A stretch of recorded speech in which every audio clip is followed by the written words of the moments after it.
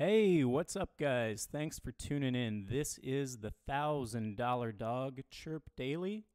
Thank you for joining us for this March Madness walkthrough. This is aimed at anyone who's been invited to play in an office pool and maybe you don't know what to do.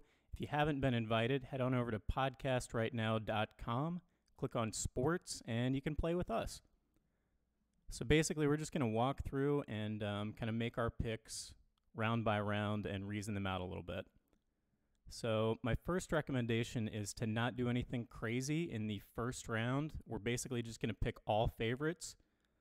You can head over to Bovada or any other sports betting site to inform yourself of the favorites. I'll save you some time.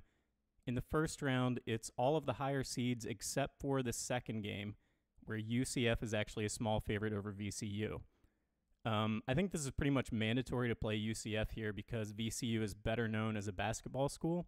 So you have kind of a double whammy where you might have more people on the underdog in VCU.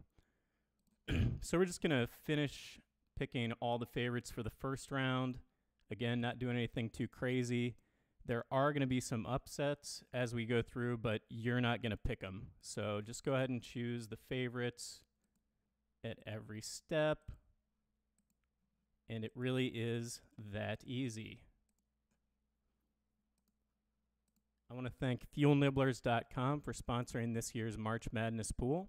It's going to be a guaranteed prize pool of $25,000, winner take all. Now, this Iowa State-Ohio State game is kind of fun. So I'm playing this game out of Columbus, Ohio. This one in particular is a tournament that we play with people we went to high school with in Hillsboro.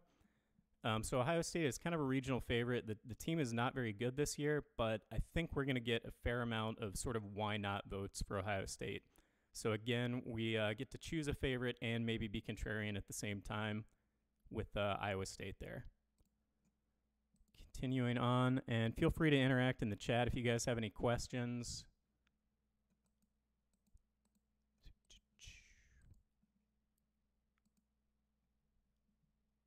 Just filling in all the favorites, and things will get a little bit more interesting as we move along. And if you guys haven't checked out the podcast, all the old episodes are up at podcastrightnow.com, and we've got plenty of t-shirts and all that kind of shit too. Okay, so we're done with the first round, and now we can get into slightly more interesting territory. And again, we're not going to do anything wacky, way wacky here. Duke is about as heavy a favorite in this year's tournament as Kentucky was a few years ago when they had Anthony Davis on the team and they went undefeated in the regular season. So don't try to do anything too crazy with them yet. They're probably going to move on to at least the Elite Eight, but UCF's not taking them down anyway.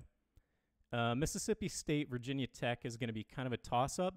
I think Virginia Tech's a small favorite. I actually like Mississippi State, though, because they come from the SEC, which is lesser known as a basketball conference. And the ACC, I think, just kind of has to be overhyped by the nature of how many names are in that conference. And they can't be as good as all that. So anytime where we have kind of a marginal situation and we get to go against the grain, we're going to do that. So we'll take Mississippi State to advance to the Sweet 16. Maryland LSU is actually closer than I think some people might realize. Maryland is not that bad. The Big Ten has been a little bit overshadowed, underwhelming this year. But Maryland is about an 86 on the Sagarin scale. Now, this is a sports writer from USA Today who has this algorithm for predicting scores of basketball games. He also does football, baseball, I believe. And the way you want to read this is to look at the blue column. You basically compare one team to another, and that's going to be your Vegas spread on neutral territory. It doesn't account, I don't believe, for injuries that might happen throughout the season. You're looking mostly at a weighted average of what they've done. But this is a good place to start, that along with the Vegas lines. And, looking ahead to the further rounds, we don't have lines yet, so these will be a good proxy for what we can expect from there. So Maryland, we have an 86. LSU is actually only an 86.5.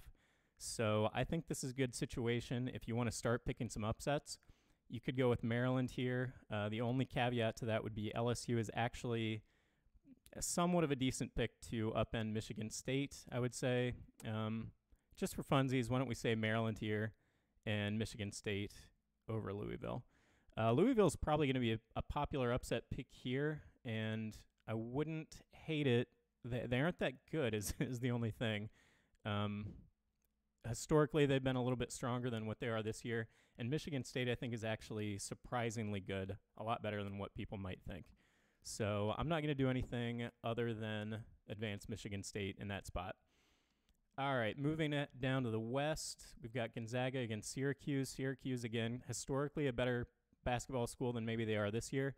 And Gonzaga just had a very high-profile loss in their conference tournament to St. Mary's. They put up 47 points, which is not a good score generally in a college basketball game. So I've actually got Gonzaga, spoiler alert, I'm going to have them going all the way. And the reason is, according to our predictor column, they're the second best team. You can go ahead and pencil in Duke in about 50% of brackets. People are going to have them winning the entire thing. And it's just too hard to beat everyone. If that happens, and there's a good chance it might, it's too hard to be, you have to be perfect with the rest of your bracket, basically, if you want to win your office pool. So I think Gonzaga is going to be kind of the best balance of a team that has a really good chance to win the tournament, but might not be as highly owned as a Duke or Virginia, maybe even North Carolina. So at your favorite sports betting site, you can also get futures. That gives you just a chance to outright win the tournament. And some people get a little bit hung up on Vegas lines. I think they feel that they're really just a close representation of what people are betting on. And there's a little bit of that in there, but really the opening lines, I mean, you can trust that they're going to be as close as anyone's best guess to what's going to happen. So we've got Gonzaga, spoiler alert, going all the way, which means they're going to have to get by Syracuse there. Marquette and Florida State. So here we have a situation where the teams are pretty even. Marquette has been historically more of a basketball school, more of a name, and Florida State is just coming off a high-profile finals appearance in the ACC tournament. So it's kind of a toss-up. I think Florida State is probably going to be the more popular team here. Yeah, could go either way here. Flip a coin. We'll go with Marquette just for funsies. Buffalo and Texas Tech. Texas Tech, I picked last year to make the Final Four. They went on to the Elite Eight and then kind of sputtered out. They're in a similar spot this year where they're actually the 9th best team, according to Mr. Sagarin. And they don't sound like a team that plays basketball. Texas Tech is more of a football kind of school looking back in the last 20 years. And again, I guess they're Big 12. Never mind. Yeah, Texas Tech just not well known for being good at basketball, but it turns out that they are. So we're going to have Texas Tech advancing over Buffalo and Nevada and Michigan. This is, I don't know, Nevada might be kind of a popular upset here. I don't necessarily love them. But again, if you're playing in the Midwest, keep in mind Michigan is probably going to be a popular regional pick. So it wouldn't be the craziest thing in the world to have them falling to a Nevada here. Moving over to the Midwest, we've got Wofford and Kentucky. Kentucky's good. Don't think too hard about it. Here we have a situation, the number 6 seed versus the number 3 seed. Iowa State is actually a slightly better team than Houston. So we have an 88 there versus an 87. Again, it's not going to be perfect with the Vegas lines, but I believe if these two teams face off, you're going to see it as a pick'em or possibly an Iowa State -1. So anytime we get an opportunity to pick a lower-seeded team over a higher-seeded team and they're the favorite, we're going to want to do that. So Iowa State there over Houston. We've got Auburn and Kansas. Auburn just won the SEC tournament over Tennessee. I think it was kind of a big win too. So keep in mind they're going to be a popular team moving on to the later rounds. I don't have them bounced by Kansas, I don't think. We've got 88.5 here. Auburn at 89.2. That's actually a pretty big spread. So I'm not going to fuck around too much there. We'll just say Auburn, North Carolina. Excuse me. So I'm filling this out for my Hillsborough pool. Kind of an interesting thing that's happened this year is there's a player on Cincinnati. The star player actually is one of the Cumberland kids. This is somebody that we know from our hometown. We're friends with the family. We played with his cousins, all that kind of stuff. So I think in this bracket in particular, Cincinnati is going to be a popular pick, and in general, they might be kind of a hot dark horse. They just won their conference tournament against Houston. So keeping in mind that they're going to be a little bit higher weighted in this particular bracket, we're just going to go with Tennessee and hope for the best. Villanova and Purdue. So this is going to be a really popular spot for Villanova, the 6 seed over a 3 seed. Villanova is not that good this year. They won it all last year, and you're going to have a lot of hangover effect from that. Also, Purdue's coming out of the Big Ten, which, as I mentioned, has been kind of underwhelming. So you might see Villanova as a really popular Sweet 16 team, which is why we're going to go with Purdue. And they should be a favorite if this matchup happens. Wisconsin and Kansas State. Wisconsin, I should mention, was only a 1-point favorite over Oregon. So Oregon's going to be a really, really popular upset in the first round. For the same reason, they're not that good. You shouldn't expect them to beat whoever ends up in this spot. Virginia and Ole Miss, I don't think too hard about it. And now we have our Sweet 16. All right, heading back over to the East. Duke is really, really, really good. And I'm going to have Gonzaga winning it all eventually. I think that's going to be enough to differentiate myself that I don't have to have Duke upended early in the tournament. Excuse me. One word about sort of planning on upsets. Say you're somebody who has Michigan State advancing to the Final Four here. I think there's a temptation to have somebody else knock off Duke earlier in the tournament so that it's easier for Michigan State to make it through. I wouldn't do that. It's actually easier for you to just take the good team that you think is going to advance and have Duke lose once to the better team rather than having a less likely thing happen and then still your team advances. You're hoping for two things instead of one. So if you like Michigan State here, I wouldn't feel like you have to have Duke going out before the Elite Eight. So we got Duke and Michigan State there. Already said we've got Gonzaga going all the way. Texas Tech and Michigan. I love Texas Tech in this spot. Michigan, like I said, is going to be regionally very popular. Again, Texas Tech and Michigan are almost the exact same team on paper. So I'm going to put Michigan. Michigan is probably advancing to the Elite Eight in like 60% of brackets in this particular tournament. So I like Texas Tech here. Slate them in there for the Elite Eight. Heading over to the Midwest, Iowa State, Kentucky. This would be kind of a good spot to advance Iowa State. I've kind of mentioned I've got Gonzaga winning it all. I've got a couple other weird things planned. You want to find at least one spot somewhere in the second or third round where you start to get a little bit funky and just differentiate yourself from the rest of the group. Iowa State would be a really good spot to do that. I'm not going to do it personally, but we'll just say Kentucky advances there, and they're going to be one of the most popular teams to win the whole thing, I would say. So Kentucky's fine there. Iowa State's fine there. Auburn is going to be really popular as a 5 seed over a 1 seed here. And North Carolina, you might not have heard as much about. They were bounced in the semifinals of the ACC tournament. They lost a 1-point game, I believe it was, to Duke. So all things being equal, I think North Carolina is a better team here than Auburn, with obviously just straight up. But they've also not really been getting the press and the recency bias in their favor. So North Carolina is probably going to be a safe enough pick, and you might even be kind of going 50-50 there with people who would take Auburn. Heading up to the south, we've got Virginia and Kansas State. Not going to do anything too funky there. We'll take Virginia. Here's where we're going to get a little bit interesting. Remember I mentioned Purdue is going to be a popular team to lose to Villanova in the second round.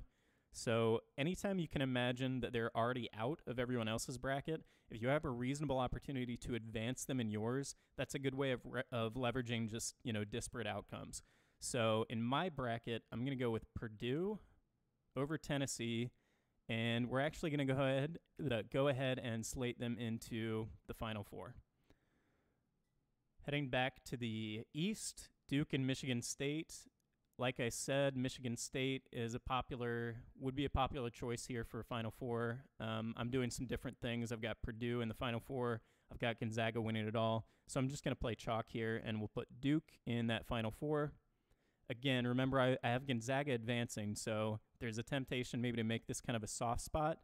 But there's really no reason to do that, and it's easier for Gonzaga just to beat Duke straight up than it is for Michigan State to beat Duke, and also for Gonzaga to beat Michigan State. All right, out of the West, our Elite Eight matchup, we got Gonzaga and Texas Tech. I wouldn't hate going with Texas Tech here if I weren't already committed to got some Zags going all the way here. In the Midwest, it's North Carolina and Kentucky. And Kentucky will be very, very popular here. I'm guessing there will be more Kentucky Final Fours than North Carolina Final Fours.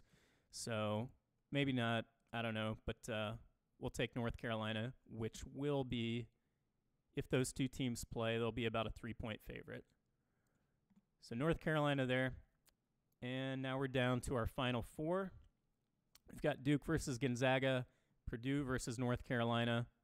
At this point, I think we've done enough that if we get Purdue to a Final Four, we're going to be different enough. You basically have to pick the champion in order to win these things. So if we get Gonzaga winning it all and Purdue in the Final Four, that's going to be enough weird things that have happened in our favor that we don't have to advance them any further, I don't feel.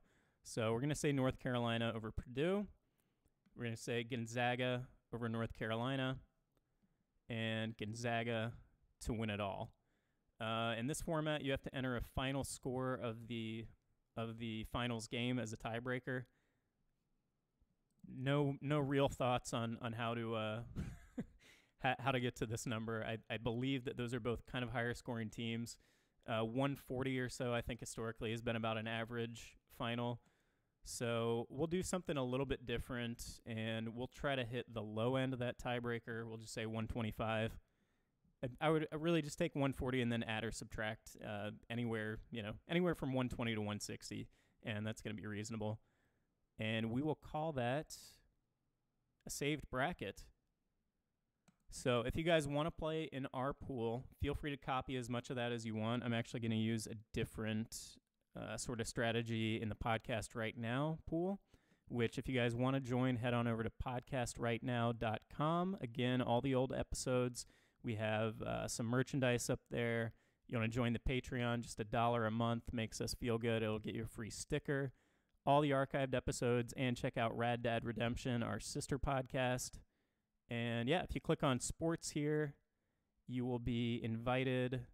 It's just going to take me to because I'm already logged in. But click on that little link there, and you should get an invite. If you have any trouble, shoot us an email. Let me know. Follow us on all the social media. We are Podcast Right Now on Twitter, Facebook, and look out for the weekly live shows. We usually do them on Sunday afternoons. And I think that's about it. Unless anyone has any questions, go ahead and shoot them up in the live chat. Jerry's last name is Vargason. I didn't know that. And I think we're on about a 30-second delay, so I'll wait like 10 more seconds, and then I'm leaving forever.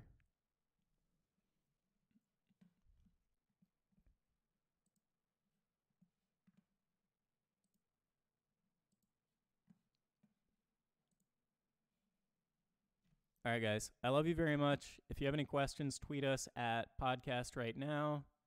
And this is going to be recorded and posted to our YouTube channel. So check it out. Hit the subscribe button. Hit the like button. No downvotes, please. And I love you. I wish you the best. Take care, everybody. Goodbye.